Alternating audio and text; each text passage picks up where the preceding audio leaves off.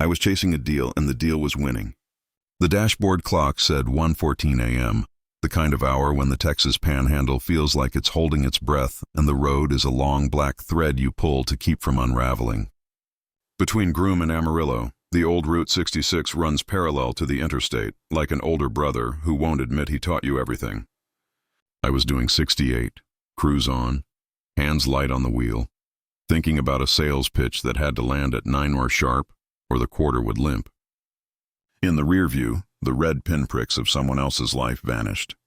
In the windshield, nothing but stripe, fence, stars. Steer, don't stare. I told myself, the little rule I mutter on big miles. Keep the hands honest. Let the eyes do the walking. That's when the light found me. It appeared where lights don't. High right, clean and white, too pure for sodium lamps and too steady for aircraft. A bead of deliberate brightness sliding along my passenger side like a pace car in the sky. No sound, no flash, no strobe. If you've ever seen a winter moon on new snow, you know the color. I could feel it on my teeth. I glanced at the speedometer, 68, and back to the ribbon. The CB on Channel 19 was a lazy hiss, nothing from truckers for miles. The AM radio was playing a preacher with a voice like gravel in a bucket. The wind through the mirror had that big empty hiss that makes you think of seashells and distance. Then the wind seemed to fade, not die, just tuck itself in like someone turned a volume knob gently to the left. Steer, don't stare, I said again, because a man needs something to stand between him and whatever he doesn't understand. The orb stayed with me. A minute, maybe 2. It didn't wobble. It didn't drift. I tried to measure it against fence posts and failed because it wasn't with the fence. It was with me. Then, in the time it takes to think of your kids, one sleeping with her braids splayed on the pillow, one having outgrown the dinosaur pajamas he refuses to surrender. The light snapped sideways like the sky had a clutch. It drew a Z, a clean, surgical zigzag, then halted above the centerline, then dropped. It split. 2 white spheres, each the size of a hood, settled into the lane like they'd been waiting for the stripe. They didn't land. They stood there, 2 perfect circles of white where pavement should have been. My foot moved before I could think. The front end dove. ABS kicked, pulses through the pedal like a hard heartbeat. Gravel screamed under me as the right wheels bit the shoulder. The seatbelt locked and found where I keep all my worry. The whole world narrowed to the yellow double and 2 circles that had no business being alive. Then the CB died. Not the way radios die when you lose a hill. Not the good old-fashioned wash of static. Dead. A 6.8-second slab of nothing that made the cabin sound like a photograph. The AM radio went from preacher to a sterile, perfect hiss, the kind you hear in a dentist's ear and think you imagined. I brought it to a stop 3 yards, 9 feet, short. I know the distance because I paced it later with a boot that had seen better tread. The spheres didn't glow so much as they refused to be dark. They had edges like math, not fuzzy, not bleeding, just there. My thumb twitched for the high beams and stopped. I didn't want to poke whatever this was with light. My kids expect me to live long enough to bore them with this story. I kept my hands soft on the wheel. Steer? Don't stare, I said under my breath, and heard myself say it back. The sound came from the dash. No. From the phone cradle, from the tinny speaker that lives to remind you your battery is dying. My voice, half a second late, the way an old answering machine used to cough your words back at you. Steer, don't stare, the phone whispered, and kept its secrets. I didn't take my eyes off the road. But I stole slivers of attention. The dashcam status LED was solid red. It normally blinked. I knew this because I'd been proud of installing it myself with a kit from a truck stop and a YouTube video featuring a guy who said "brother" more than was technically necessary. Now the LED glowed like someone had told it time was over. The orbs grew dim from the inside out, like lungs exhaling light. They didn't extinguish. They paused, then refilled, a backward breath, and in the blink between bright and dim, they changed places without crossing the space between them. One was left, then right, then left again. I can't give you the path. They didn't travel. They decided to be in the other spot and were. Okay, I said, and the word was a little cracked. Okay. I checked my mirrors the way you check a wound you aren't ready to see. No taillights, no headlamps, no salvation. The world had become me, 2 orbs, a yellow line, and the wind going quiet. The dash cam ticked back to life like a cardiogram that isn't ready to quit, The timestamp on the little screen rolled 1:14:52, zo1:14:53, zo1:14:53, zo1:14:54, the same second twice. In the frozen frame, a smear of bug on the passenger side glass existed in two places at once. Like the camera had photographed my windshield and a cousin of my windshield that had walked a half-inch to the left. I leaned forward a hair, hands light because that's how you keep from yanking on your own survival, and the orbs brightened as if noticing me noticing. Then, with the rude economy of a cat leaving a room, they jumped. No ramp, no arc, just vertical. There, then there. 10 feet up, 20, nothing. The wind returned with its endless forgiving hiss, and the AM radio invited the preacher back into the cab mid-sentence, where he was promising someone something he could not possibly deliver. I stayed still long enough to hear the way my own breathing had learned a new rhythm. I let the CB hiss to tell me the world remembered how. Then I crept forward and nosed around the spot where the orbs had stood. The pavement didn't look different. The gravel looked like gravel. The yellow paint shrugged. The car smelled like hot brakes and old coffee. I rolled 10 yards and pulled to the shoulder, letting the right tires settle into the honest argument of stone and rubber. I put it in park. I looked at my hands. They were steady in the way hands get steady when they can't afford the alternative. I picked up the phone because that's what we do, even when the phone is the last thing that should be in the room. The lock screen showed a missed call from unknown, duration 007, no voicemail. Just the kind of absence that wears a suit. Steer.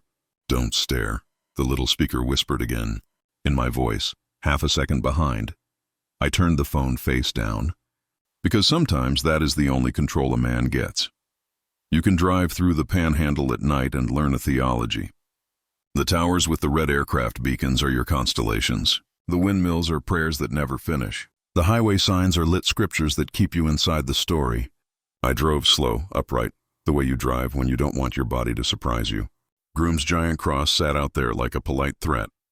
The Cadillac Ranch, buried cars that people modestly pretend are art, only because art is easier than mystery, was somewhere ahead, sleeping under a sky that doesn't sign its work. I am a salesman.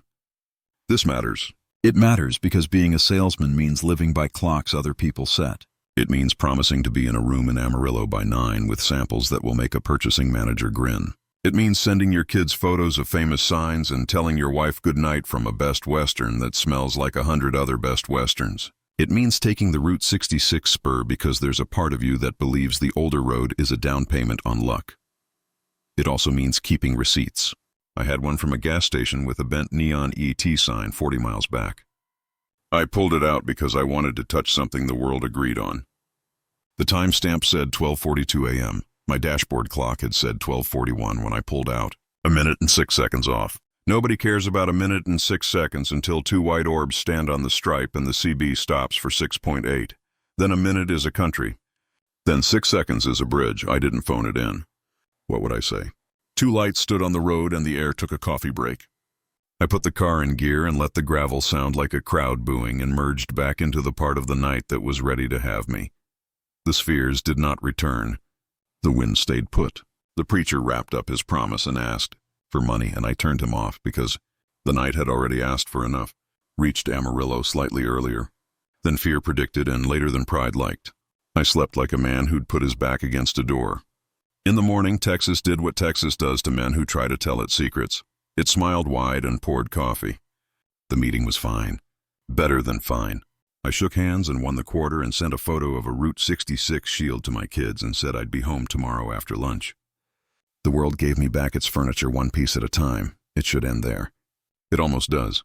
On the second night, with the hotel room doing that hum that makes your brain think it's a refrigerator, I pulled the micro SD card from the Dashcam and did the ridiculous thing of plugging it into a laptop like I wanted to punish myself.